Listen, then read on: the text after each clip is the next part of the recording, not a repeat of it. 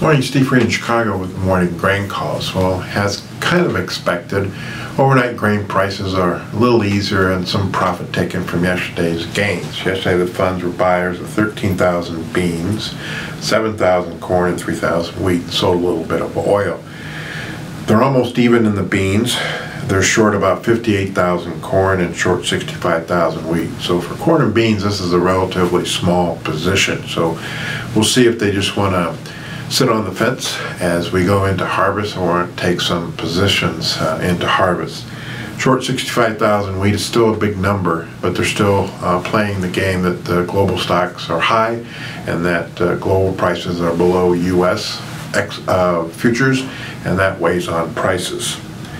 USDA put out some data overnight on the crops. Corn maturity is 12% versus 18 average, and the two states that are behind, Illinois is only 13 and Iowa is only 3. So again, we need to see those states kind of catch up before the first frost.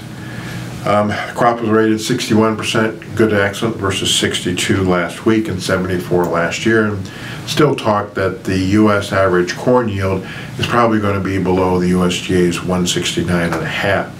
Our number is around 167. Some people think we need to get below 165 to push December corn over to that pretty key resistance around the 370, 380 area. Soybeans dropping leaves 11 versus 12 average. Not a lot of talk about concern like in Minnesota, where the crop is already turning leaves and probably safe from a frost.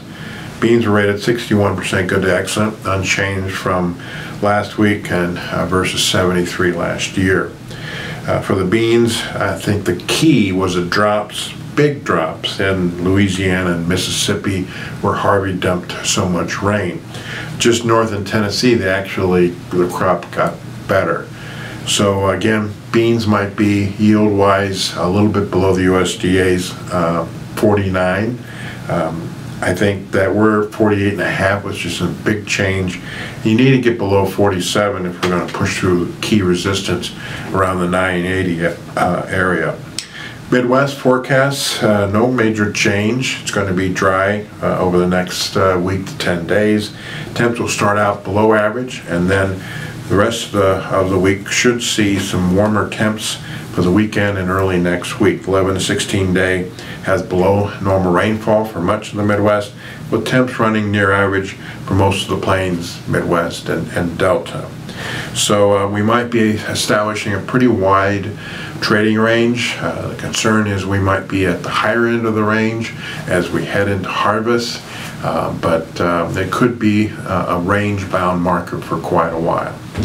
As always, these are my thoughts and not those of ADM or ADM Investor Services. Have a safe and profitable trading day.